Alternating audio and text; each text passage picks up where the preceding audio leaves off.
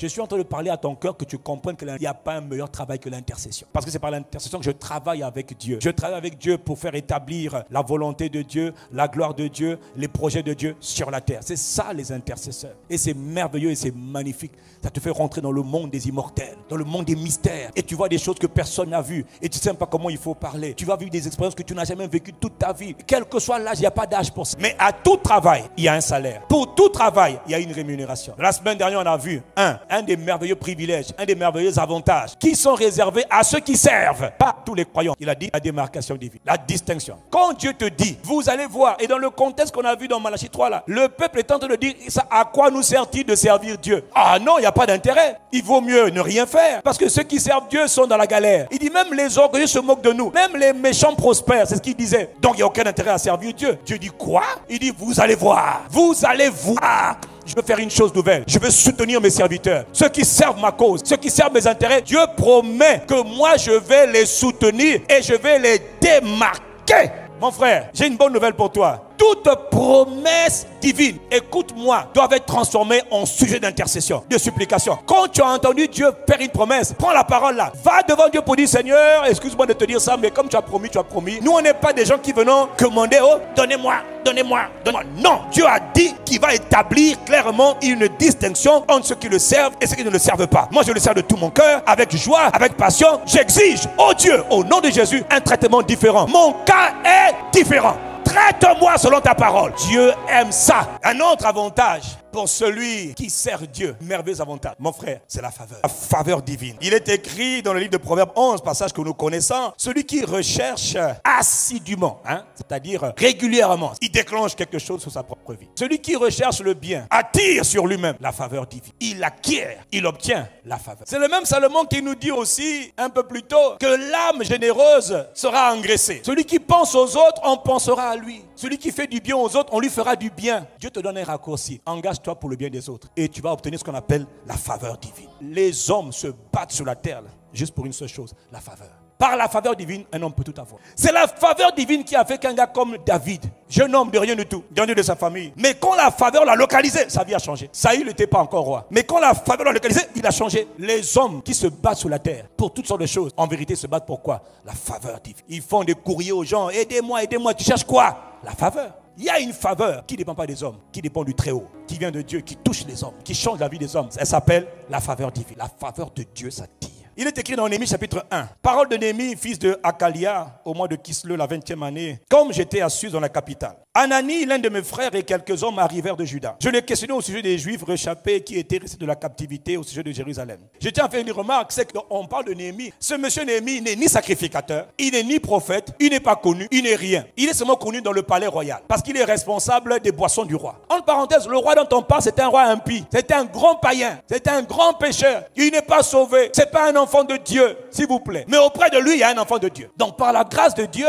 Dieu positionne Néhémie là. Alors un de ses cousins arrive et lui dit, ah, comment ça se passe en Juda? Parce qu'il est originaire de Juda. Et le cousin lui explique, Anani lui explique, oh là là là là là, mais le pays va mal. Toi tu es ici mon gars, mais le pays ça va pas du tout. Ceux qui sont restés à Juda sont au comble du malheur et de la honte. Ils sont dans la galère, dans la misère la plus totale. Il dit, les murailles de Jérusalem sont en ruine. Il a dit quoi? Les murailles de Jérusalem et les portes de la ville sont consumées par le feu. Sous-entendu, la ville est détruite. La Bible dit, dès qu'il entend seulement cette nouvelle, que ceux qui sont restés au pays, tu sais, il y en a qui sont à l'étranger, quand ils entendent ce qui se passe au pays, ils disent, oh, je m'en moque. Hein. Oh, le pays, hein. Oh, le pays. Et puis, soit ils critiquent, soit ils s'en moquent. Mais personne ne prend à cœur de prier. Personne. Très peu prennent à cœur de prier pour leur pays. Cet homme-là, qu'on appelle Néhémie, responsable des boissons du roi, il entend les portes de la ville sont consumées par le feu. Verset 4. Lorsqu'il a entendu ces paroles, il s'assit et il se mit à pleurer. C'est comme ça que Dieu télécharge les fardeaux. Comment ça? Les autres s'en moquent. Lui ne s'en moque pas du tout. Dieu cherche toujours un homme qui a un cœur sensible. Par qui il va passer pour télécharger ses fardeaux à lui. Les pleurs de Néhémie, ce n'est pas les pleurs de Néhémie.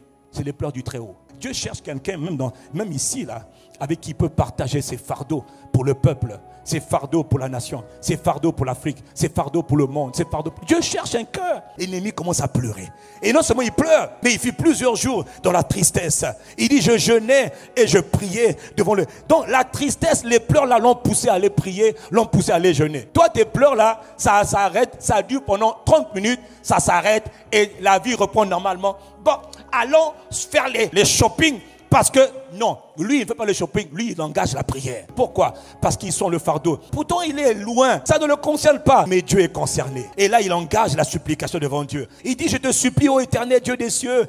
Il commence à argumenter. Et puis, il commence à dire, toi qui fais miséricorde, ô Éternel. Il sait comment il faut approcher Dieu. Rappelle-toi, là, on est maintenant dans l'argumentation. Au verset 6, il dit que ton oreille soit attentive et que tes yeux soient ouverts. Écoute la prière que ton serviteur t'adresse en ce moment. Jour et nuit, le gars avait engagé la prière le jour et la nuit. Le jour et la nuit. Mais pourquoi tu pries? Tu ne pries pas jour et nuit pour avoir un enfant. Non. Il dit, j'engage la prière jour et nuit en faveur de ton peuple, les enfants d'Israël. Je ne prie pas pour moi. J'ai mes propres problèmes. Mais là, mon cœur est chargé. Parce qu'il faut que la situation change. C'est la maison de mes pères. C'est ma nation. C'est ma vie. C'est mon pays. C'est mon peuple. Père, il faut que quelque chose change. Il est en train de prendre le fardeau. Il vient de recevoir le fardeau que Dieu avait pour la ville, mais que Dieu ne pouvait pas donner à quelqu'un d'autre. Il vient de se positionner devant Dieu comme étant un solutionneur de problèmes et non pas un spécialiste de la calomnie ou de la critique. Il confesse les péchés. Il dit, car moi et la maison de mon père, nous avons péché. Il est dans l'argumentation stratégique. Il dit, souviens-toi de cette parole que tu donnas. Là, il rappelle à Dieu, rappelle-toi le souvenir. Il dit, oh Dieu, souviens-toi de la parole que tu avais donnée à Moïse, ton serviteur, lorsque tu avais parlé. Il dit, verset 10, ils sont tes serviteurs, ils sont ton peuple, tu les as rachetés par ta grande puissance. Il rappelle à Dieu sa réputation. Pourquoi il est en train d'intercéder pendant plusieurs jours là? Il dit, Seigneur, donne à ton serviteur aujourd'hui du succès. Fais lui trouver grâce devant cet homme qui est le roi. Il jeûne pour avoir la faveur du roi. Pourquoi? Il faut que j'aille là-bas. Mais pour que j'aille là-bas, il faut que le roi m'accorde. Mais pour que le roi m'accorde, il faut que je demande. Or, je n'ai pas le droit de parler devant le roi. C'est interdit, sinon je meurs. Ils sont là. Si quelqu'un dans les empires perses ou même les empires des Chaldéens, Babylone, tu prends la parole, tu meurs. Donc il faut que Dieu crée des circonstances pour que le roi t'adresse la parole. Au mois de Nissan, la 20e année du roi Artaxerxès, comme le vin était devant lui, je pris le vin, je l'offris au roi. Jamais je n'étais paru triste. Le gars était toujours un gars joyeux. Mais à cause du fardeau, parfois même ton visage peut se décomposer. Ah, je t'ai pas dit pourquoi dans le fardeau.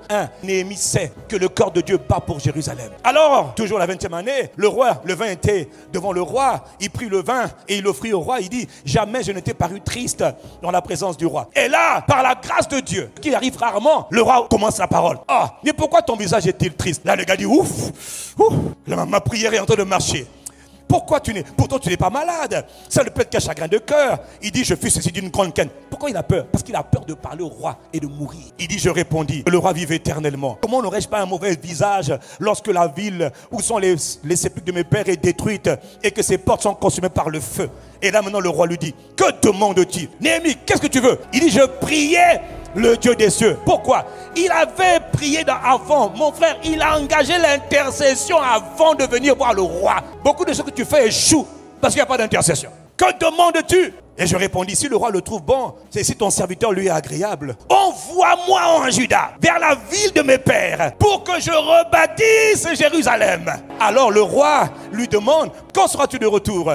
Et là il dit, il plut au roi de me laisser partir. Je lui fixais un temps. Il commence à demander au roi, oh majesté, est-ce que je peux avoir des lettres des gardes forestiers parce qu'il me faut du bois? Le gars part pas par hasard, hein. Le gars il a planifié pendant son jeûne et sa prière, il planifiait comment on fait pour rebâtir la ville. Écoute ce qu'il dit, hein. Le roi me donna tout ce que j'avais demandé comme document. Pourquoi? Il dit, la bonne main de mon Dieu était sur moi. Quand tu entends la bonne main de Dieu est sur quelqu'un, ça veut dire que la faveur est venue sur la personne. Mais pourquoi la faveur est venue sur lui?